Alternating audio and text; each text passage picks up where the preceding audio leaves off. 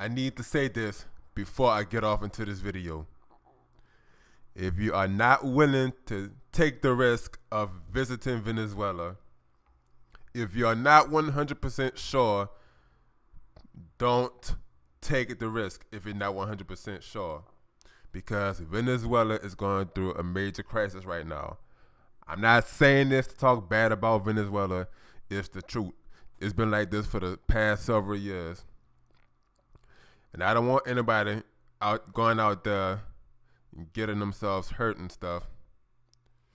And I visited Venezuela in 2016, so I witnessed some of the stuff in person. And I have much love and respect for Venezuela. And I pray that things get better. So once again, if you are not 100% sure, if you're not serious, if you're not willing to take the risk of visiting Venezuela, please do not do it. But for the ones that are willing to take the risk of visiting Venezuela, collect as much information as possible, and you need to know what's coming behind it. You need to know what you're getting yourself into before going out there. So let me get over to this video and share some of these tips with you, okay? In order to visit Venezuela, you will need a passport. So make sure your passport is up to date, and if you don't have one, you need to get one. Depending on your nationality and length of stay, you may or may not need a visa. But if you are a U.S. citizen, you will need a visa prior to visiting Venezuela. For example, like a tourist visa for Venezuela costs $30 and it's valid up to 1 year. And also, the maximum time you can stay in Venezuela is 90 days within that 1 year period. Bolivar Soberano is the new currency for Venezuela, and it has replaced the previous currency, which was the Venezuelan Bolivar Fuerte, on August 20th, 2018. For example, the exchange rate for the Soberanos is $1 equals 3,333.33 Soberanos. €1 equals 3,703.70 Soberanos. 1 British pound sterling equals 4,347.83 Soberanos. And 1 Canadian dollar equals 2,439.02 Soberanos.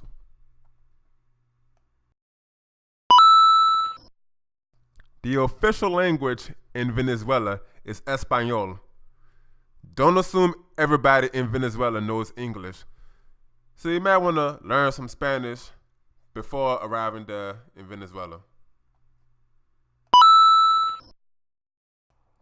Never travel alone. Doesn't matter if you're at the airport or on the streets. Don't travel alone. Traveling alone will put you at a higher risk of getting robbed, kidnapped, and killed. Now, I'm not saying this to scare you. I'm just letting you know what's going on. So it's best to travel in groups. Someone that you can really trust in groups. So that way it lowers the risk of you getting yourself in serious harm.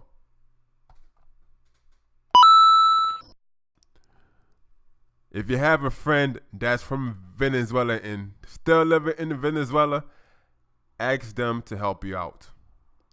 I'm sure that it's no problem. That they don't mind helping you out. But if you don't have a friend from Venezuela, make some friends on the internet that's from Venezuela. But just to let you know, just stay alert and be careful. And make sure that they really want to help you and that they really care about you and your safety in the country. Because on top of that, that your friend in Venezuela knows more about the country than you. So please, like, if they really care about you and they want to make sure you're safe, please listen to their warnings.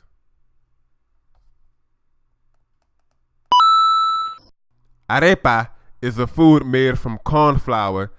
It originated from the pre-Columbian era, and as of today, it can be found in countries Colombia and Venezuela. And arepas taste good. You can use it. You can eat it for breakfast, lunch, and dinner. Depending on what food you put on the arepas, try it. It is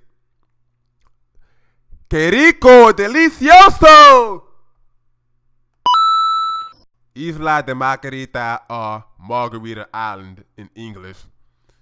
You could take the ferry from Puerto La Cruz, either the 2-hour or the 4-hour ferry, or you could fly there too, which takes like 25 to 30 minutes from Barcelona Airport. The airport code is BLA. I'm not talking about Barcelona, Spain. Yes, they have a Barcelona, Venezuela. They have 3 cities in that area: Puerto La Cruz, Barcelona, and Lecheria. There's many things to do on Margarita Island. You can do scuba diving, visit beaches and stuff, visit lagoons. Like, there's plenty of stuff to do in Margarita Island. Leave the expensive items at home. I'm talking about stuff like jewelry, expensive clothing, shoes and stuff, like Jordans and all of that stuff. Or like Louis Vuitton bags or something like that. Whatever stuff that is worth a lot of money, do not bring it down, because you're setting yourself up to get robbed and kidnapped, and a high possibility of getting killed. So leave all of that expensive stuff at home and blend in with the locals. It's best to keep extra cash on hand for emergencies, just in case if something goes wrong or if your credit cards do not work in Venezuela. So have as much cash on you as possible, but keep it well hidden so that way you don't get robbed and stuff. So don't flash it like a jackass or nothing like that. Just keep the money well hidden. The scuba diving in Venezuela is awesome. If you want to do some scuba diving, they have like dive shops in Puerto La Cruz and also Isla de Margarita. Even in Los Roques, but I never been to Los Roques yet. If you want to get a stunning view from up top of the mountain, I recommend that you visit Amorro Lecheria. And also, like, you can also do some bike riding at the lower ground area of Amorro Lecheria and paragliding as well. And before I end off this video, here are some honorable mentions.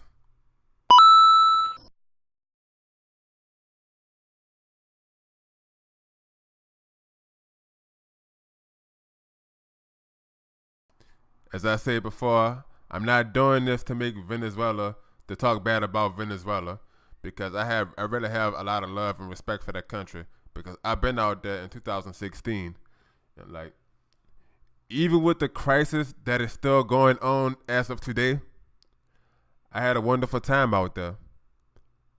And of course, I want to visit there again. Cause like, I want to visit La Gran Sabana and Los Roques and many other places in Venezuela. Only thing I'm just doing this so that way, if you're willing to take that risk, you need to know what you're getting yourself into beforehand to keep yourself safe and alert at all times, so that way you don't let your guard down. And that's all I have for today. Like, if you have any questions or concerns, leave comments below. Adios!